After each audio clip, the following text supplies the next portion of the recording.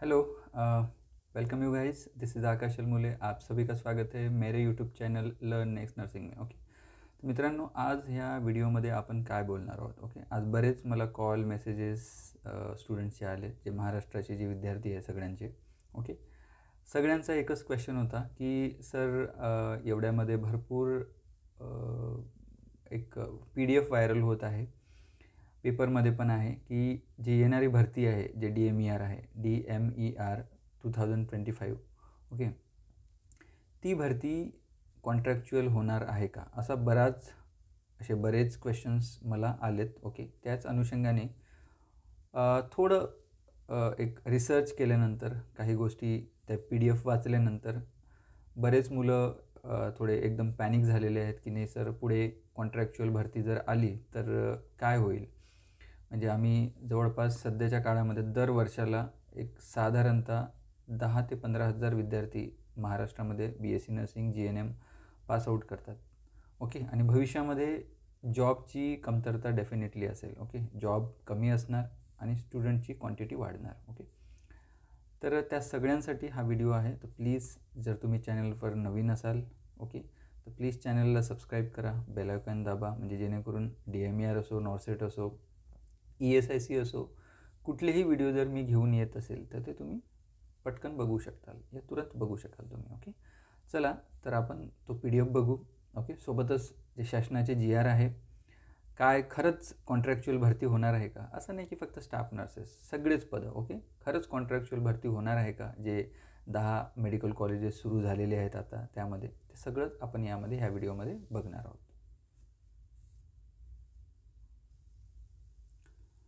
तर हा बघू शकता तुम्ही, हा GR तुम्हाला दिसते की वैद्यकीय शिक्षण आयुष संचालनालय अधिपत्याखालील संस्थेतील गट क आणि ड ची पदे बाह्य यंत्रणेद्वारे मनुष्यबळाचा पुरवठा करण्यासाठी सेवा पुरवठादार संस्थेला एजन्सीला मान्यता देण्याबाबत। म्हणजे काय झालं आहे की DMERमध्ये बरेच जे पदं असतात, गट क आणि गट ड चे। ओके, त्याच्यासाठी जी आउटसोर्सिंग जी एजन्सी आहे ती निश्चित करण्यासाठी, तीला मान्यता देण्यासाठी हा GR आलेला आहे। ओके, तारीख 4 ऑक्टोबर 2024 ची आहे। ओके, बघू शकता, वैद्यकीय शिक्षण औषधी विभाग। ओके, हा संकीर्ण नंबर आहे, तुम्ही जाऊन बघू शकता। ओके, महाराष्ट्र GR बघायचं त्याच्यावर। ओके, तर याच्यामध्ये काय दिलेलं आहे, दॅट इज व्हेरी इम्पॉर्टंट। यांनी म्हटलेलं आहे की हे संदर्भ दिलेला आहे, संदर्भ खूप इम्पॉर्टंट आहे। बरेच संदर्भ तुम्हाला याच्यामध्ये बघायला मिळतं। ओके, सर्वात इम्पॉर्टंट म्हणजे आपल्याला 5 नंबरचा पॉईंट बघावा लागेल। ओके, 5 नंबरचा शासन निर्णय क्रमांक हा जो आहे, ओके, जो दिनांक 12 जुलै 2023। ओके, तर याच्यामध्ये थोडी चुकी झालेली आहे, दिनांक 12 जुलै 2024 असा वाचावा। ओके, डेफिनेटली तुम्हाला मी हे दाखवेनच की, कारण ह्या डेटला कुठलाही GR प्रसिद्ध झालेला नाही। हा GR हा तारखेला झालेला आहे, 12 जुलै 2024ला। ओके, सोबतच 6 नंबरचा जो पॉईंट आहे की जे निविदा स्वीकृती केली होती 26/9/2024ची।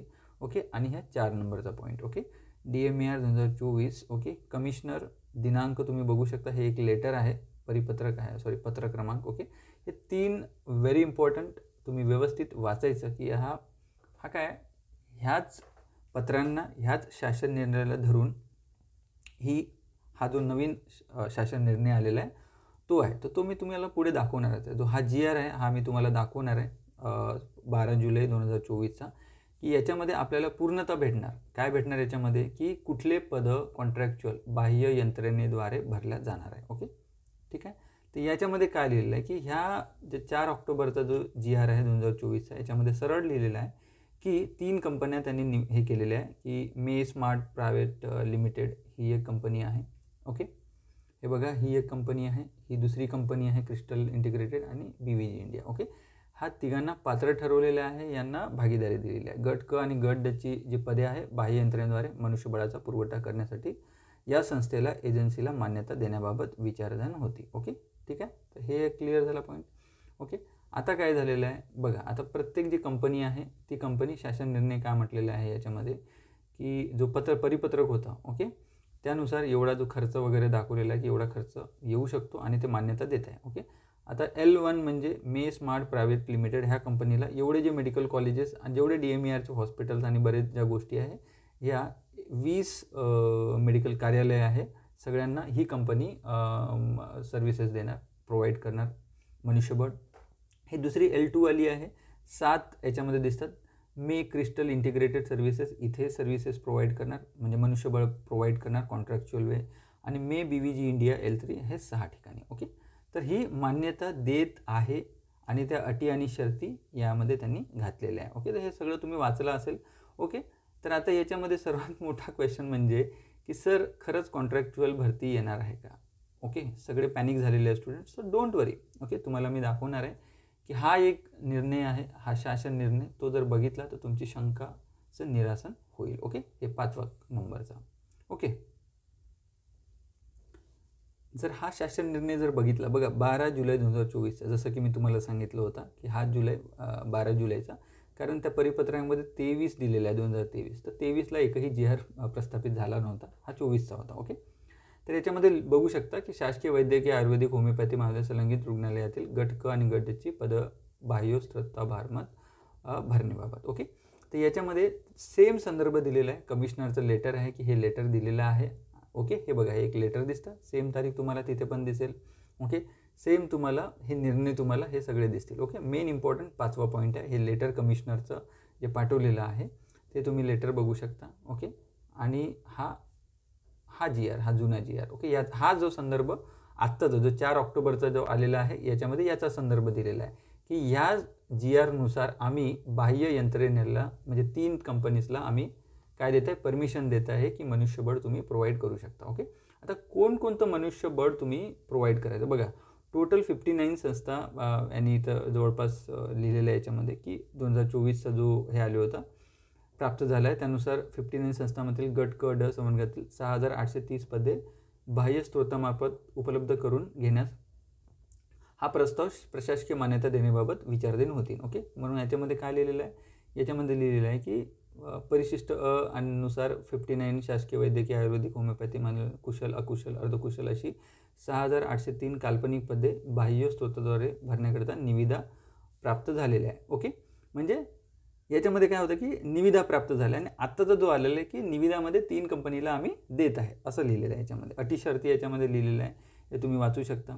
ओके, ठीक आहे, तर अटी शर्ती झाल्यानंतर तुम्ही बेसिकली आता पदं कुठली आहे, पदं इम्पॉर्टंट आहे, हे पदं आहेत. ओके, हे बघू शकता तुम्ही, हे बघा डेफिनेटली इथं शासन क्रमांक तुम्हाला दिसतं आहे, हा इम्पॉर्टंट आहे पॉईंट आपल्यासाठी, सेम पॉईंट हा तुम्हाला त्याच्यामध्ये दिसेल. ओके, त्याच्यानुसार तुम्ही इथे बघू शकता की चंद्रपूरला हे पदं आहेत.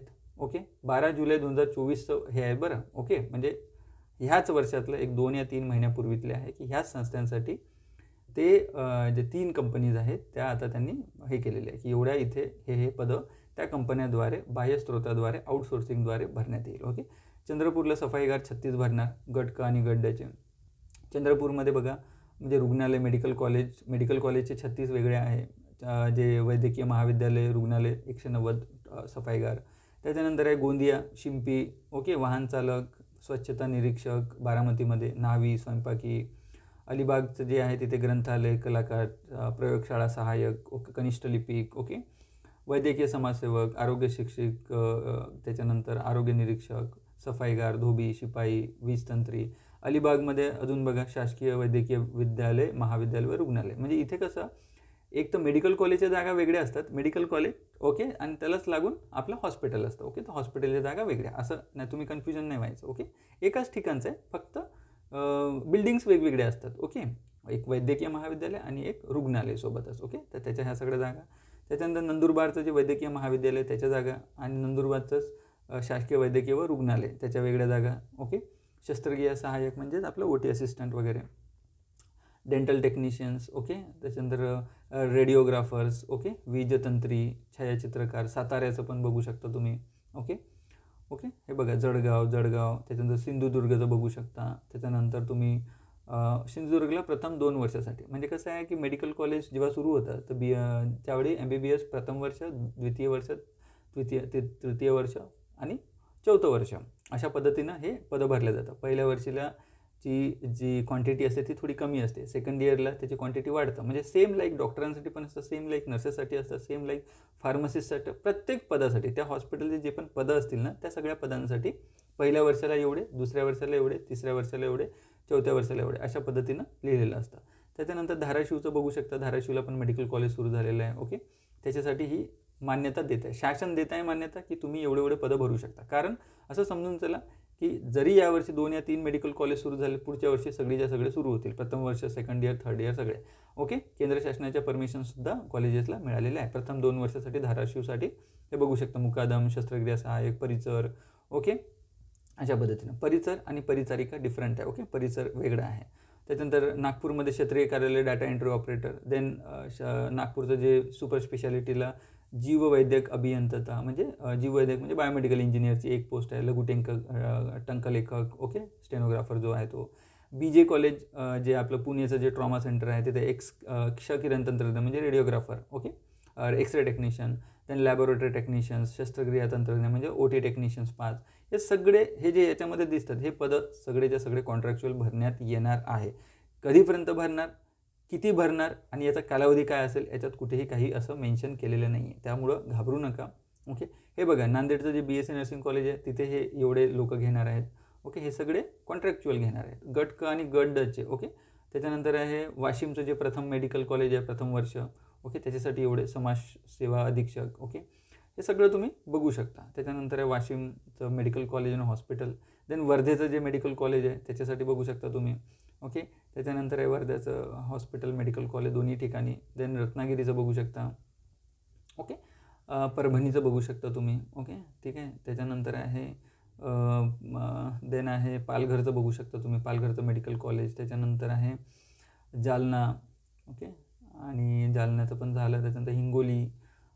त्याच्यानंतर गडचिरोलीचं मेडिकल कॉलेज आणि देन हॉस्पिटल पहिल्या वर्षासाठी किती भरायचं. बुलढाण्याचं पण बघू शकता तुम्ही. ओके, अशा पद्धतीनं तुम्ही असं टोटल एक अमरावतीचं पण मेडिकल कॉलेज बघू शकता तुम्ही, भंडाऱ्याचं मेडिकल कॉलेज बघू शकता. प्रत्येक ठिकाणी या गट क आणि गट ड च्या जागा भरण्यात येणार आहे. ठाणेचं जे अंबरनाथला मेडिकल कॉलेज होणार आहे DMERचं ते सुद्धा तुम्ही याच्यामध्ये बघू शकता. ओके, देन अकोलाचं जे सुपर स्पेशालिटी आहे तिथे सुद्धा. औषध निर्माता फार कमी तुम्हाला दिसत आहे याच्यामध्ये. ओके, औषध निर्माता म्हणजे जे फार्मासिस्ट आहेत, टेक्निशियन्स आहे, हे पहिल्या वर्षासाठी आहे, त्याच्यामुळं फार कमी याच्यामध्ये तुम्हाला दिसत आहे. बट डेफिनेटली आपण यवतमाळला सुद्धा विचार आलेला आहे. लातूरचं म्हणजे सगळे जे सुपर स्पेशालिटी, यवतमाळ असो, लातूर असो, देन लातूरचं मेडिकल कॉलेज तिथल्या पण जागा, अशा टोटल बारामतीचं आणि जळगावचं अशा पद्धतीने तुम्ही 6830 जागा ह्या भरण्यात येणार आहे. ओके, बाबांनो तुम्हाला सांगू इच्छितो जे पण नवीन स्टुडंट आहे, कारण काय नवीन स्टुडंटला थोडीशी ही यूट्यूबवरून इकडून तिकडून माहिती मिळाली की एकदम टेन्शनमध्ये येतात. ओके, काय करायचं, यूट्यूब मी सुद्धा बनवतो, मी सुद्धा थोडं विचार वगैरे करूनच बनवतो आहे. ओके, बट डेफिनेटली तुम्हाला सांगतो आहे की तुम्ही शासनाचे जे GR आहे ते वाचा, शासनाचे जे नियम आहे ते वाचा. ओके, कुणीतरी काही व्हिडिओ बनवतात ते बघता आणि तुम्ही टेन्शनमध्ये येता. सो डोंट वरी, याच्यामध्ये कुठेही स्टाफ नर्स या पदाचं नाव कॉन्ट्रॅक्च्युअल लिहिलेलं नाही आहे. हे एवढे पदं भरणार आहे. ओके, कुठेही असं लिहिलेलं नाही की स्टाफ नर्स हा कॉन्ट्रॅक्च्युअल या बाह्य जे यंत्रणा आहे त्याच्याद्वारे भरला जाईल. डॉक्टर्स बाह्य यंत्रणेनं भरले जाईल. फार्मासिस्ट फार कमी मला 1 या 2च दिसलेले आहे. फार्मासिस्टसुद्धा बाह्य यंत्रणेद्वारे भरल्या जाणार नाही. ओके, तर याच्यामध्ये कुशल आणि अकुशल दोन्हीही गट क आणि गट ड मधले जे पदं आहेत त्याच्यामध्ये हे एवढेच पदं बाह्य यंत्रणेद्वारे भरल्या जाणार आहे. बाकीचे पदं जे आहेत ते डेफिनेटली एक्झामद्वारे भरल्या जातील. आता तुम्हाला माहिती आहे मागे आपण एक GR आपण प्रस्तुत केला होता की गट क चे सुद्धा जे पदं आहे ते MPSCद्वारे भरल्या जाणार आहे असं आपल्याला कळवण्यात आलं होतं. 2025पर्यंत वेळ आहे, 25च्या नंतर. ओके, डिसेंबर 2025पर्यंतचे जे पदं आहे ते बेसिकली जे जशा एक्झाम्स होतात तशाच भरल्या जातील. ओके, आणि 2024च्या एंडपर्यंत, 2025च्या पुढे मे बी मी मागे एक व्हिडिओ बनवला होता, प्लीज तुम्ही बघू शकता. ओके, की कशा काय भरल्या जातील वगैरे म्हणून वगैरे. बघा याच्याविषयी जास्त विचार करू नका. MPSCने जरी एक्झाम गेला तरी नर्सिंगचे क्वेश्चन येतील थोडेफार. आपले जसं TCSने एक्झाम केली होती की थोडे म्हणजे DHSमध्ये तुम्ही बघता की 80 नर्सिंग होते आणि 20 नॉन नर्सिंगचे होते. ओके, आणि जेव्हा मागे एक्झाम झाली होती DMERची त्यावेळी 40च नर्सिंगचे होते आणि 60 नॉन नर्सिंगचे होते. कुणालाही माहिती नाही की येणाऱ्या एक्झाममध्ये कशा पद्धतीचा पेपर राहील. ओके, जसं तुम्ही ESICचा एक्झाम दिला असेल तर UPSCनी एक्झाम केला होता, त्याच पद्धतीने जर MPSCनी जर एक्झाम घेतला तर डेफिनेटली जो मेडिकल कॅडर आहे ह्या कॅडरसाठी डेफिनेटली ते तुम्हाला नर्सिंगलाच प्राधान्य देतील, कारण नर्सिंगसाठीच तुमचं रिक्रुटमेंट होणार आहे. थोडंफार इंटेलेक्टसाठी तुम्हाला तुमचं नॉन नर्सिंग नॉलेज पण चेक केल्या जातं, तर ते पण घ्यायलाच हवं. डेफिनेटली एक 70-30 या 80-20चा क्रायटेरिया असायलाच पाहिजे एक्झामचा, जेणेकरून तुम्हाला नर्सिंगच्या सोबत तुमचा जो 30 या 20 मार्काचं जे इंटेलेक्ट आहे, ओके, जे तुमचं IQ, ते पण very important. Whenever you work with the patient you need to do all activity, okay, rapidly करावं लागतं तुम्हाला. तर सगळ्या गोष्टी तुम्हाला फटाफट जे म्हणतो डिसिजन टेकिंग कॅपॅसिटी तुमची कशी आहे ते इंटेलेक्टनीच चेक केलं जातं. दॅट्स वाय हे 20 या 30 जे MCQ आहेत ते खूप इम्पॉर्टंट असतात याच्यासाठी, तुमच्या निवडीसाठी सुद्धा, तुमच्या इंटेलेक्टसाठी सुद्धा. सो ओके, मे बी मला असं वाटतं तुम्हाला सगळ्यांचा डाऊट क्लिअर झाला असेल की इथे कुठेही असं लिहिलेलं नाही की डॉक्टरांची, नर्सेसची आणि फार्मासिस्टची. ओके, बाकी रेडिओग्राफरची पण कमी पदं आहे याच्यामध्ये. असं नाही की पूर्णच्या पूर्ण रेडिओग्राफर, थोडेफार रेडिओग्राफर घेत आहेत, थोडेफार लॅबोरेटरी असिस्टंट घेत आहेत, थोडेफार OT टेक्निशियन. ऑप्टिमेट्रिस्टची मला इथे दिसत नाही, ऑप्टिमेट्रिस्ट दिसले नाही आहे, बट स्टील तुम्ही बघून घ्या सगळे. ओके, कुशल अकुशल जे आहे गट क आणि गट ड चे हेच पदं याद्वारे भरण्यात येणार आहे. तर बाबांनो तुम्हाला सांगतोय की अभ्यास करा, चांगला अभ्यास करा, पुस्तकं ठेवू नका. जर तुम्ही नॉर्सेटसाठी अभ्यास कराल तर तुमचा अभ्यास कंटिन्यू असतो. नॉर्सेट एक्झाम दर 6 महिन्यानंतर एक्झाम येते आहे, तुम्हाला अभ्यास करावा लागतो आणि डेफिनेटली तुम्ही करायला पाहिजे. जर तुमचं जस्ट पासआउट असाल, तुम्ही जस्ट पासआउट असाल किंवा 3rd इयर कंप्लीट झालं असेल, तर मी तुम्हाला सांगतोय गव्हर्नमेंटचं प्रिपरेशन करा. येणाऱ्या काळांमध्ये तुम्हाला जॉब भेटणं कठीण होणार. आता अपॉर्च्युनिटी आहे, वेळेचं भान ठेवा, वेळेचा सदुपयोग करा, टाईमपास करू नका. परीक्षा झाली की मामाचं गाव, इकडे फिरायला जाऊ, तिकडे फिरायला जाऊ बंद करा.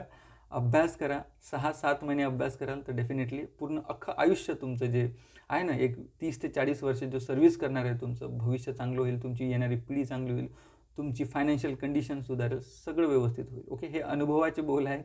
ओके, मे बी भरपूर पॅरेंट्स आपलं चॅनल बघतात, तर आपल्या मुलांना सांगा. आणि जे मुलं बघतात त्यांना पण म्हणतोय 3rd इयर कंप्लीट झालं असेल तर बाबांनो सेल्फ स्टडी करा. सेल्फ स्टडी होत नसेल तर कुठली कोचिंग करा. Learn next nursing YouTube channel आहे. लर्न नेक्स्ट नर्सिंग हे ॲप आहे, तुम्ही प्ले स्टोअरवरून डाउनलोड करा. तुम्हाला डेफिनेटली त्याच्यावरून बऱ्याच गोष्टी तुमच्या प्रिपरेशन होईल. Okay, so hope so. जर व्हिडिओ आवडला तर लाईक करा, मॅक्सिमम शेअर करा. लवकरात लवकर लर्न नेक्स्ट नर्सिंग हे जे ॲप आहे ते डाउनलोड करा ॲपवरून, आणि तिथल्या ज्या फ्री टेस्ट आहे सगळ्या तुम्ही अटेम्प्ट करू शकता. थँक्यू. जय हिंद.